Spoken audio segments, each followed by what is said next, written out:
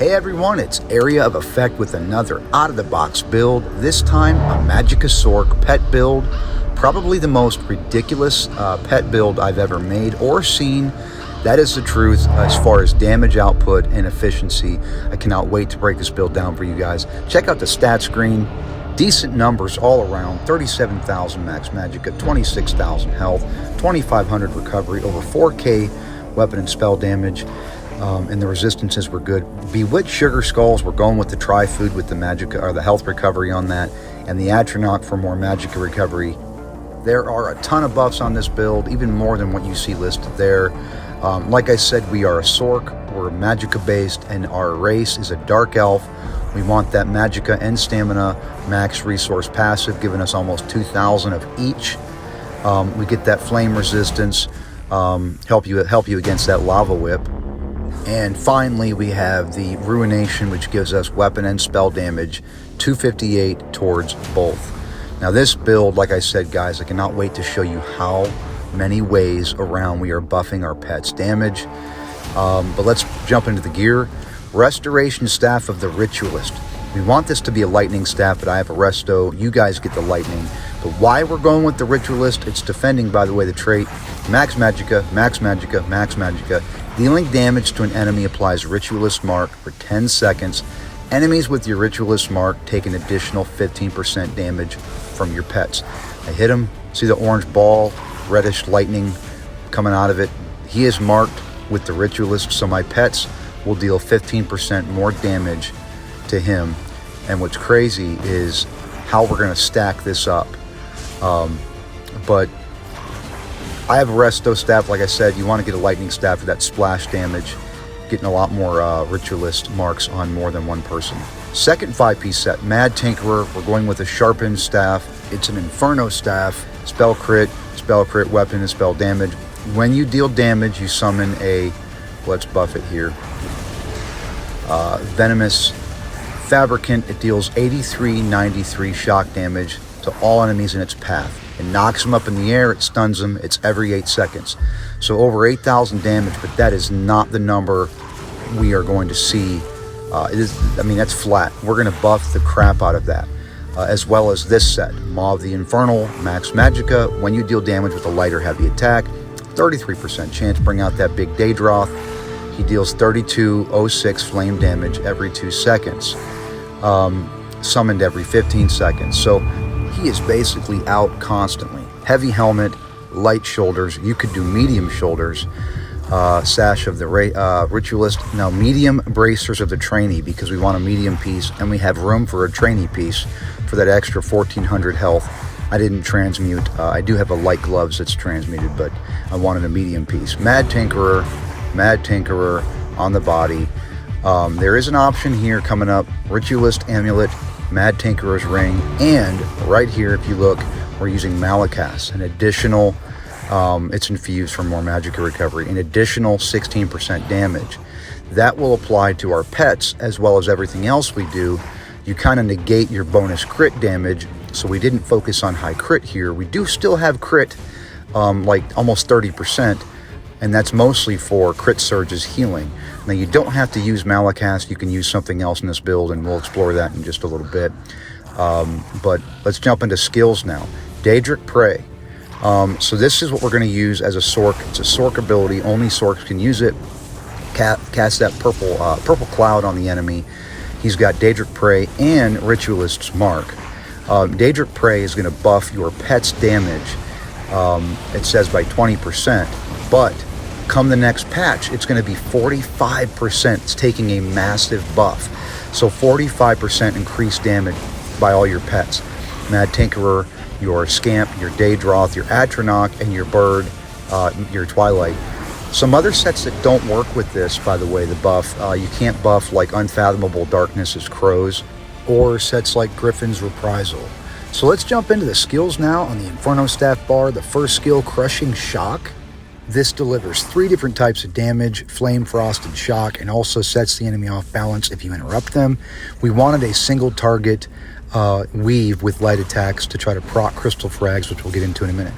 Next skill, it's a heal, Twilight Matriarch. She's going to deal lightning damage, which will end up being buffed by Daedric Prey and Ritualist, but she's also going to heal you and 2 friendly targets for almost 14k when you cast that heal. It's a nice burst heal, and it's really gets you, it's amazing how it's an instant cast pretty much, and you could spam it. It's a great way to get your group back up to full health. Summon Volatile Familiar also deals shock damage. It's going to be buffed the same way. He deals magic damage and a pulse, dealing almost 3,000 shock damage every 2 seconds. Now this is going to turn into a 20-second ability next patch, and there's going to be a stun. I think it was on the 4th pulse, and then the 6th or 8th pulse, but it's going to go a lot longer. That pretty much is following the dot changes they made in the next patch, how they're making everything double. Crystal Frags is going to deal 11,000 magic damage, but then there's a chance to cast an ability and get an instant frag proc, which will deal 66% more damage and cost 50% less. This is really what you want to look for when you're spamming, Crushing Shock and the ward I have here. See the purple fists? That's an instant frag. It's going to deal more damage. Look at 16,000, almost 17,000. That was non-crit. And it's going to cost less. So just trying to do a little demonstration here. Any skill I cast, Crushing Shock, the ward, the scamp, there it was. 33% chance you're going to proc that frag. All right, next skill, Empowered Ward.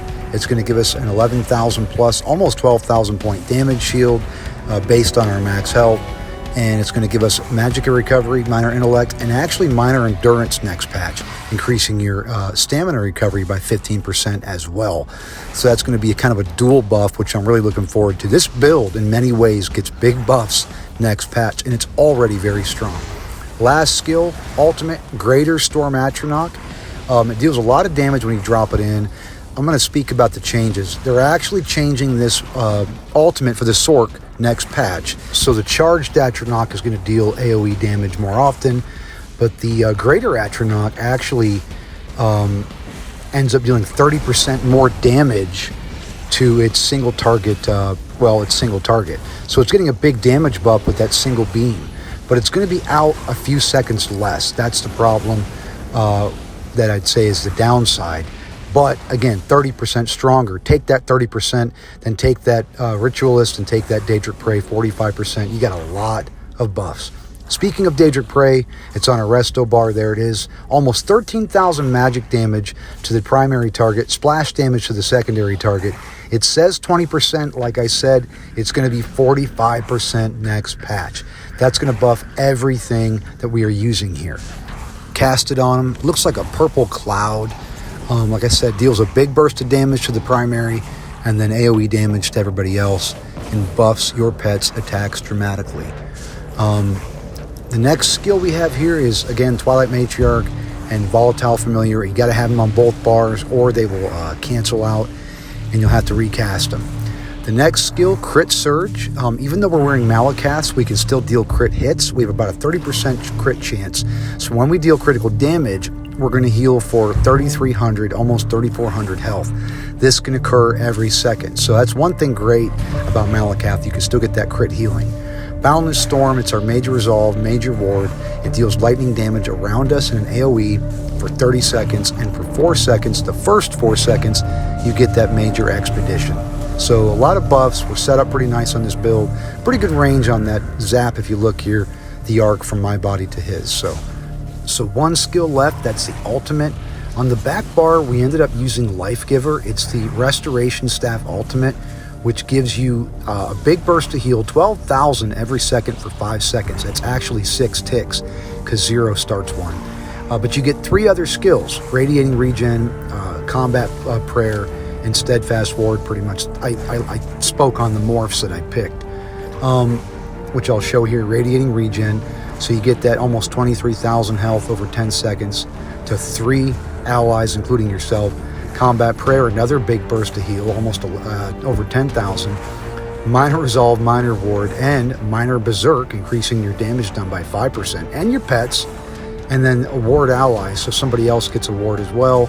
Or I'm sorry, so you get a ward as well, which it's bigger the lower health you are. So 3 skills stacked onto one ultimate. When you're in a pickle or a pinch, that's a good skill to use. I did use it in the clip, the PvP clip provided, but you know, obviously if you use it, you're not casting your Atronach, but again, pick and choose when you use which one or the other. All right, jumping into the champion points now. We'll start with the green trees. These are the least combat-based trees, but I went ahead and went with Rationer, you know, add time to your food, mount speed, gifted rider, Steed's blessing. You want to make sure you get the reduced fall damage one, the one where your glyphs have a chance to not be consumed on your weapons, things like that. But we will skip this for now and jump right into the blue. Arcane Supremacy, more Max Magicka, 1300 Max Magicka here. Untamed Aggression, weapon and spell damage, an additional 150. That's going to increase the damage of all of our procs, as well as everything else we do. Reaving Blows, we heal for 7% of the direct damage done. We got a lot of direct damage on this build. Crystal Frags already are going to heal you as a dark magic ability. This is going to add on top of it, along with Crit Surge. Mastered Arms, increase the damage done with your direct damage attacks by 6%. That's just about everything we do as well. Even our damage over time, the Scamp Pulse is direct damage. Daedric Prey is direct damage, etc. So, next tree, the red tree, sustained by suffering, 150 health, magicka, and stamina recovery while under the effect of a negative effect. That is going to be constantly in PvP. It doesn't matter what effect it is. Peace of Mind, 200 health, and magicka recovery when under the effects of crowd control immunity. That's pretty much going to be all the time as well in PvP, not as much in PvE. Rejuvenation, 90 health, magicka, and stamina recovery constantly at all times. So a lot of recoveries going on here. And the last one will be Fortified, and that's going to give us 1731 armor.